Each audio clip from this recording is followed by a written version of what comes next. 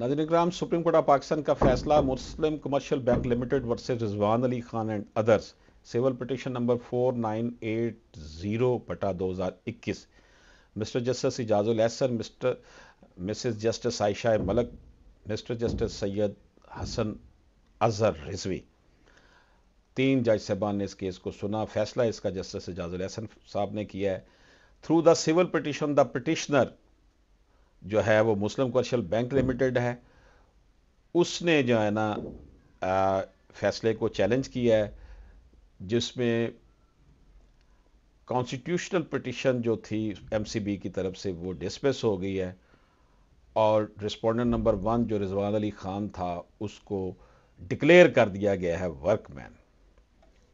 तो honourable court ने कहा है कि जनाब इसमें जो इशू है वो ये है कि क्या वर्कमैन जो है वो लेबर कोड या एनआईआरसी में अपनी ग्रीवियंस के लिए जा सकता है जो उसके साथ ज्यादती हुई है।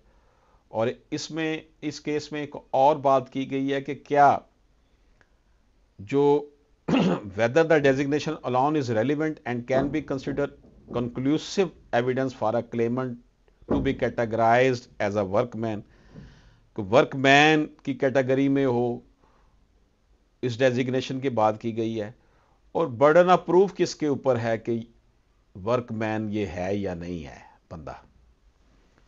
तो ऑनरेबल सुप्रीम कोर्ट ने कहा है कि हम मुख्तलिफ जजमेंट्स में ये बता चुके हैं कि वर्कमैन जो है उसको अगर कोई ग्रीवियंस होता है अनफेयर लेबर प्रैक्टिस का, तो वर्कमैन जो है वो लेबर कोड या national industrial relation commission for redressal of their grievance जा सकता है।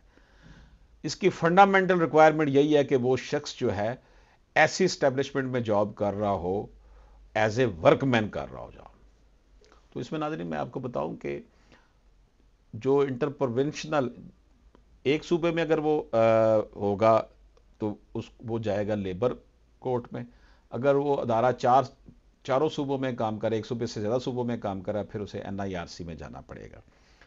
तो इसमें अदालत ने यह भी कहा है कि वर्कमैन जो है उसको ये देखना कि वो वर्कमैन है या नहीं है।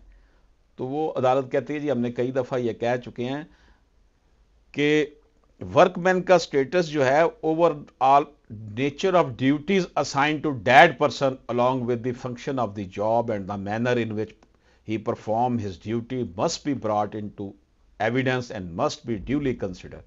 ये देखना ये नहीं है कि आपने उसका नाम रख दिया है जी फलां ये अफसर का शुबा है, लेकिन वो मैनुअल काम कर रहा है, क्लरिकल नेचर का काम कर रहा है। असल चीज देखना कि उसकी ड्यूटीज कौन कौन सी हैं। ये जो मल्टीनेशनल्स कंपनी हैं, बड़े अदारे हैं, ये लोगों के हकूक़ को गज़ब करने के लिए उनको जो है ना इस तरह की डेजिग्नेशन बना देते हैं ताकि ये यूनियनबाजी में ना आ सकें और ना national industrial relation commission of Pakistan में अपने हक के लिए जा सके।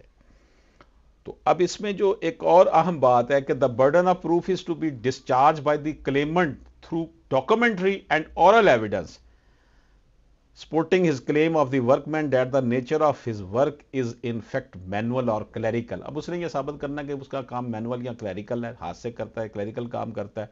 उसके पास हायर एंड फायर, वो किसी को ना हायर कर सकता है ना नौकरी से निकाल सकता है। वो मैनेजमेंट नेचर की जॉब नहीं कर रहा है मैनेजरियल लेवल की, बल्कि वो क्लरिकल या मैनुअल काम कर रहा है।